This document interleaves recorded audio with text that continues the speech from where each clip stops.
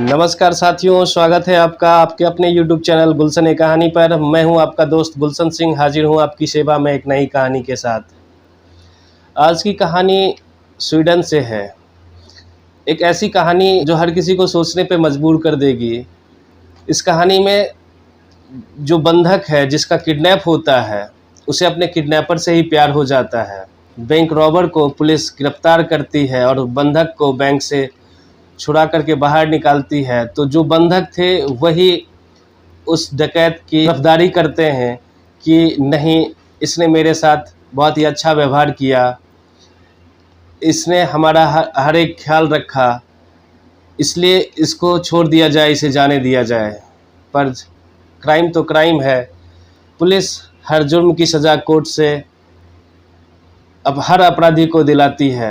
इस कहानी को पूरी विस्तार से सुनते हैं। कहानी शुरू करूं उससे पहले आपसे वही विनती निवेदन कि वीडियो को लाइक कर दीजिए, चैनल को भी सब्सक्राइब कर लीजिए और कमेंट के जरिए हमें अपनी राय जरूर बताएं। 13 अगस्त 1973 स्वीडन की राजधानी स्टॉकहोम में एक बड़े ही नामी बैंक। सुबह के 11 बजे का वक्त। एक शख्स उस बैंक में आता है। सर पे लेडीज़ विंग लगाए हुए है, आँख में सनग्लासेस है, अच्छे कपड़े हैं। वो उस बैंक में पहुंचता है और अपने बैग से एक हथियार निकालता है और उस अपने ऑटोमेटिक हथियार से हवा में एक फायर करता है। फायर की आवाज़ से बैंक में सुबह सुबह के टाइम में बहुत सारे आदमी आ रहे थे, जा रहे थे। जब वो इस फायर को देखते हैं तो सभी डर जाते हैं। बैंक में कोहराम मच जाता है, अफरा तफरी मच जाता है, सभी इधर उधर भागने लगते हैं। पर उस शख्स ने किसी को रोका नहीं। जिसको बाहर जाना था सबको बाहर जाने देता है। बैंक के जो कुछ कर्मचारी थे उसे वो अपनी बंदूक की नोक पर रोकता है और बाकी जितने भी थे सभी चले जाते हैं। उनके जाने से इस शख्स को कोई फ़र्क नहीं पड़ता है और सबको जाने भी देता है, किसी को रोकता भी नहीं है। अब उस बैंक में एक किडनैपर और 4 बैंक के कर्मचारी, यानी कि कुल 5 व्यक्ति उस बैंक के अंदर हैं। उस व्यक्ति ने दरवाज़ा बंद किया और उन चारों से कहा कि मुझे बैंक के लॉकर तक ले चलो जहां पे तिजोरी रखी हुई है। बैंक के कर्मचारी में 3 महिलाएं होती है और 1 पुरुष होता है।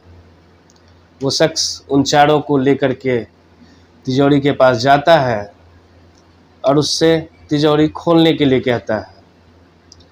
अब डर के मारे उन चारों की हालत ख़राब, और जैसा वो इंसान कहता है उसके हिसाब से ये चारों करने लगते हैं।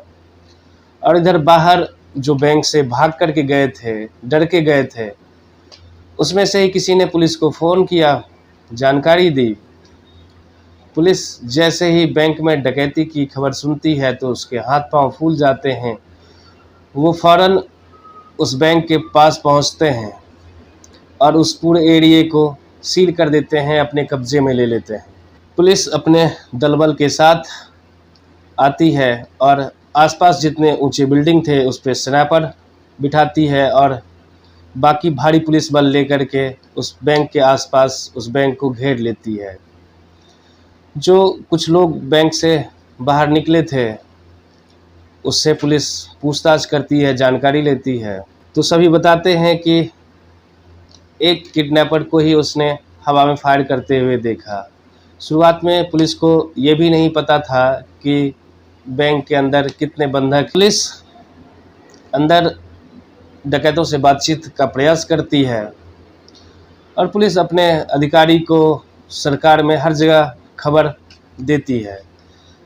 कुछ देर के बाद बैंक रॉबर की डिमांड भी आ जाती है। उस बैंक रॉबर की सबसे पहली डिमांड थी कि उसका एक साथी है जो जेल में बंद है, उसका नाम है कार्ल ओलुफसन। उसे जेल से बाहर निकाल दिया जाए और उसके पास इस बैंक में भेज दिया जाए। दूसरी डिमांड थी उसकी कि उसे 3 मिलियन स्वीडिश करेंसी चाहिए और 2 गाड़ियाँ, कुछ हथियार और 2 बुलेट प्रूफ जैकेट। ये उसकी डिमांड थी। और जब वो बाहर आएगा तो अपने साथ किसी एक बंधक को साथ ले जाएगा और अपने किसी सुरक्षित जगह पर पहुंचने के बाद वो उस बंधक को भी रिहा कर देगा। और साथ ही साथ पुलिस वाले के नाम उसने धमकी भी दी कि अगर उसकी बात नहीं मानी गई तो एक एक करके वो सारे बंधकों को मार देगा। उन डकैतों की जैसे ही डिमांड पुलिस को मिलती है, पुलिस अपने ऊपरी अधिकारी को, वहाँ से फिर सरकार को खबर दी जाती है। स्टॉकहोम पुलिस अंदर कार्रवाई के लिए सोचती है, लेकिन वो रिस्क लेना नहीं चाहती है कि अगर वो कार्रवाई करती है, कोई ऑपरेशन करती है और घबराहट में उस बंधक ने गोली चला दी, किसी बंधक को मार दिया, तो उसकी बड़ी बदनामी होगी।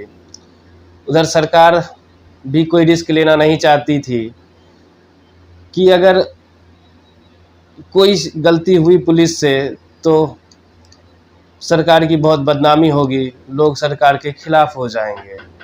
उस व्यक्ति की सबसे पहली डिमांड जो उसके साथी को छोड़ने की थी उसे पूरी करती है और क्लार्क ओलिफ हुसन जेल से निकाल करके पुलिस उसे बैंक के दरवाजे तक छोड़ देती है और वो बैंक के अंदर चला जाता है। बैंक से भाग करके बाहर आते हैं, उनसे भी पूछताछ जारी ही रखती है।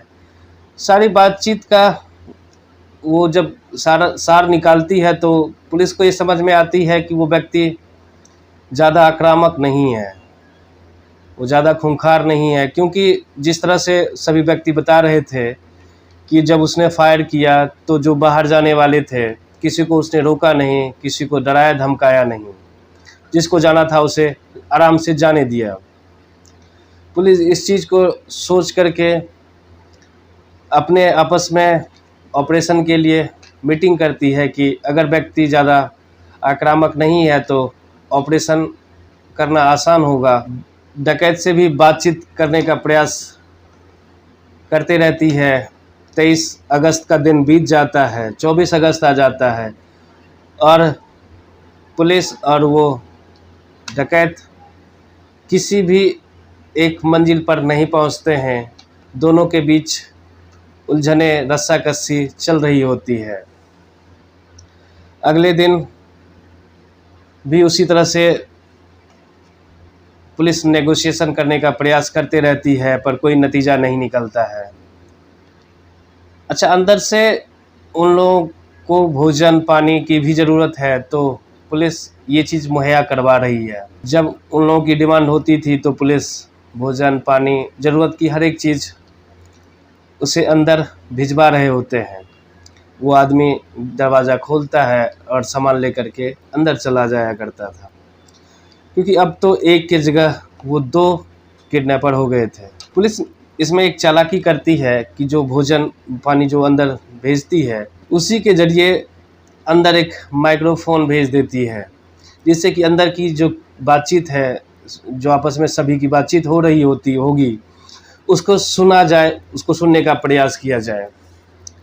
जब पुलिस अंदर की बातचीत सुनती है तो पुलिस दंग रह जाती है, हैरान रह जाती है, क्योंकि बाहर में माहौल जितना गर्म था, अंदर में ही माहौल उतना ही दोस्ताना, उतना ही मजाकिया था।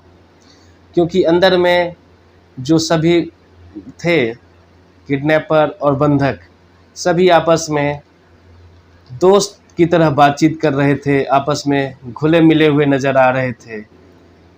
दोनों बिल्कुल अपने परिवार की बातें या फिर हल्के फुल्के मजाक एक दूसरे से कर रहे होते हैं। अच्छा, अंदर में जो बंधक थे उस किडनैपर से घर में बातचीत के लिए बोलते हैं कि घर वाले परेशान होंगे, तो वो किडनैपर उन लोगों को बैंक में लगे फ़ोन के ज़रिए उनके घर पे बात भी करवाता है। तो समझ लीजिए कि वो कैसा किडनैपर था कि जिसको किडनैप किया उसको कोई परेशानी ना हो, उसका पूरा ख्याल रखता है। इसी तरह से लगभग 5 दिन बीत जाते हैं, पर कोई रास्ता नहीं निकलता है। ना पुलिस बैंक के अंदर जाकर के कोई ऑपरेशन करती है और ना वो लोग बैंक से निकल करके कहीं भागने का प्रयास करते हैं। नेगोशिएशन के दौरान पुलिस अंत में ऑपरेशन का मूड बनाती है और जब वो भोजन अंदर भेजती है उसी समय कुछ पुलिस वाले बैंक के अंदर आंसू गैस का गोला फेंक देते हैं। आंसू गैस का गोला जब वो फेंकते हैं तो अंदर में पूरा धुआं भर जाता है, पूरे बैंक के अंदर जलन होने लगती है। उसके बाद पुलिस अपने पूरे दलबल के साथ अंदर घुसती है और सभी को अपने कब्जे में लेती है। उस 4 बंधक और 2 किडनैपर सभी को पुलिस बाहर निकालती है। जब पुलिस बाहर निकालती है तो वो जो बंधक किडनैपर की तारीफ़ करने लगते हैं और पुलिस से उसे छोड़ने की गुहार लगाते हैं। वो जो बंधक थे वो बताते हैं कि इस शख्स ने मेरे साथ कोई ज़्यादती नहीं की, मेरे साथ कोई मारपीट नहीं की, हम लोगों का भरपूर ख्याल रखा, भोजन या भी जो भी चीज़ें हमारी ज़रूरत की थी हर चीज़ को इसने पूरा किया, किसी चीज़ में रोक टोक नहीं किया। तो ये एक अच्छा आदमी है, इसलिए इस आदमी को छोड़ दिया जाए। बंधक में जो एक महिला थी, उस एक महिला को उस एक किडनैपर से प्यार हो जाता है इस 6 दिन के दरमियान। पर छठे दिन जब पुलिस उन लोगों को बाहर निकालती है तो किसी भी अपराध के लिए पुलिस किसी को माफ़ नहीं कर सकती है। उस दोनों किडनैपर को पुलिस कोर्ट में हाजिर करती है और अपना पक्ष रखती है, जिसे सुनने के बाद कोर्ट उसे जेल भेज देती है। जब उस शख्स को जेल भेज दिया जाता है तो बाहर में स्टॉकहोम जो बंधक थे उसने और अपने कुछ सहयोगियों को इकट्ठा करके उस किडनैपर के लिए चंदा इकट्ठा करती है, क्योंकि उस चंदे से उस व्यक्ति का केस लड़ा जाएगा। और सभी चंदा इकट्ठा करके उस व्यक्ति की केस भी लड़ते हैं। पर हर गुनाह की सज़ा तो होती ही है, क्राइम तो आखिर क्राइम है। कोर्ट उस व्यक्ति को सज़ा सुनाती है, वो व्यक्ति अपनी सज़ा काट के जेल से बाहर आता है। तो ये थी आज की कहानी। नमस्कार, जय हिंद।